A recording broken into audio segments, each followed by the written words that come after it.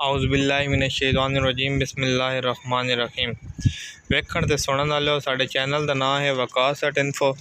साडी अज की वीडियो जिहदा मौजू है जिन्हां बकरियां दे बच्चे दुध कम पीते होंदा ते ओह बिल्कुल कमज़ोर रह वैंदे।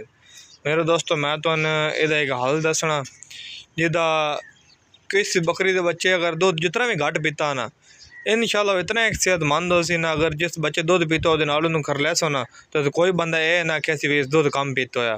तो इहदा नुस्खा बड़ा ज़बरदस्त है, तो आजमाया हुआ नुस्खा है, 100% इहदे रिजल्ट हैं। कम बड़ा आसान है। तो साढ़े कोल एक बंदा आई, साढ़े अपने पिंड च रहने वाला आई, तो वह केह् करदा ही, ओह बकरी लैके आंदा ही, बकरी लै लई। तो जिस टाइम बकरी सूप होंदी आई ना, तो एक महीना वो अपने बकरी के बच्चे दुध पिवांदा ही।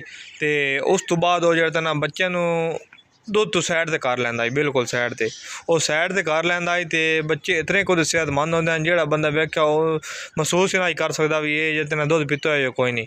तो वह इहो नुस्खा लैंदा जेह्ड़ा मैं तुहानूं दस्सण लगा। वह आदा भी मैं हमेशा दी वास्ते वो दुध जेह्ड़ा ना वो पींदे हैं। आप दुध पी लै, बिलफर्ज बकरी 1.5 किलो 2 किलो अगर दिहाड़ का दुध देंदी है तो बिल 300 रुपये का दुध बनता। वो दुध इस्तेमाल कर छुड़ते हैं। तो बकरी के बच्चे तो जो नुस्खा है बिल्कुल 0% खर्चा है। तो मैं हूँ तुहानूं दस्सण लगा, तुसीं वीडियो स्किप नहीं करनी, वीडियो पूरा वेखना है। इंशाअल्लाह वीडियो दे बहुत ज़्यादा तुहानूं फायदा हो सी।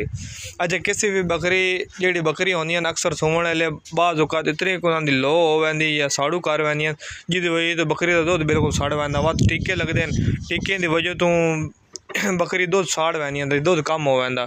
बाज़ औकात बकरियों के 3 बच्चे होंदे या 2 बच्चे होंदे, एक रजदा बाकी भुखे रह वैंदे।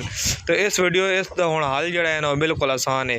तुसां सब तो पहले क्या करना, अगर एक बकरी है ना वो बच्चे हैं, तुसीं सुबह जिस टाइम बंदा खाना खाता उस टाइम कोई ना कोई रोटियां दी कनियां बच वैंदियां, रोटी के टुकड़े बच वैंदे, वो तुसीं ज़ाया नहीं करदे।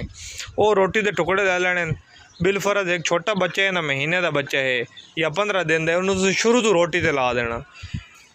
आम ताज़ी रोटी जी होंगी ये तुसीं लै लैनी। तकरीबन जो छोटा बच्चा है उन्होंने रोटी का तकरीबन 30% हिस्सा जोड़ा ना वो तुसीं शुरू तो देना, मतलब चौथा हिस्से तो थोड़ा जा कम। ये तुसीं उन्होंने सुबह सुबह निक्के निक्के निवाले बढ़ा के देने। तो इंशाअल्लाह उहदे नाल बकरा जिस टाइम लग वैसे ना, बकरी का बच्चा या बकरा जिहड़ी शै भी है, तो तुहानूं वाज़ह रिजल्ट उहदे नज़र आसन। एक महीने दे विच तुहानूं पता लग सी। तुसीं 2 बकरियां वखरे वखरे खलार के वेख लेना, एक दुध पिवाई रखना, लेकिन नाल रोटी खवाई रखनी। तो तुहानूं वाज़ह फ़र्क लग सी, वाकई कोई ना कोई फ़र्क है। जो रोटी खाता हो सी वो जो ज़्यादा दुध पींदा उस नाल ज़्यादा मोटा हो सी। ये मेरा अपना आजमाया हुआ नुस्खा है। तो मैं उस बंदे को जो बंदा करेना वो कोल मैं बह के वेख आया, वो कोल 2-4 बच्चे वधे हैं, 1-2 बच्चे जो अपनी माँ का दुध पींदे हैं, एक बच्चे जो उस कोल हैं 2 रोटी दे ले हैं। तो कोई जरी सारा नहीं फ़र्क, बल्कि जेडे रोटी खाते हैं वो ज़्यादा मोटे लग रहे हैं। तो तुसीं इंज करना, सुबह भी इंज थोड़ी जी रोटी देनी, दोपहर में फिर तुसीं जिस टाइम अपना खाना खाना उस टाइम ही इंज उन्होंने थोड़ी थोड़ी रोटी दे देनी। तो ये तुसीं रोटी दित्ती रखनी, तुसीं इन्हां रोटी दित्ती रखनी 3 टाइम तुसीं इन्हां थोड़ी थोड़ी रोटी देनी। तो इंशाअल्लाह तुसीं वेख सकदे बकरी नूं कितना फ़र्क पौंदा। तो ये एक अज की छोटी जी वीडियो है जी तुहानूं दस्सना ही। अक्सर बकरियां मर वैंदियां या उन्होंने साड़ू हो वैंदा या थण खराब हो वैंदा, जिहदी वजह तो बकरे भुखे रह वैंदे।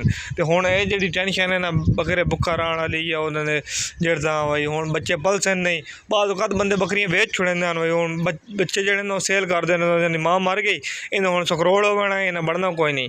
तो अक्सर बंदे आखदे ने इस बकरे जो बच्चा थोड़ा कमज़ोर रह वन जा ना, तो वह आखदे ने इस दुध कोई नहीं पीता होया, इस दुध बहुत कम पीता होया, इस वजह तो इंज रह गया। तो जिस शुरू तो रोटी के निवाले खा लैना 3 महीने लगातार, तो इंशाअल्लाह वो ग्रोथ ही बड़ी अच्छी करे सी, वो अपनी हड्डी भी डबल करे सी, तो वो बिल्कुल कमज़ोर ना हो सी। तो मिलते हैं तुहानूं अगली वीडियो के मुमकिन हकायत जो तुहानूं सामने रख दिते हैं। तो किसी किस्म की कोई गल पुछनी हो, या कोई किसी किस्म का मसला हो, तुसीं कमेंट पुछ सकते हो। अल्लाह हाफिज़।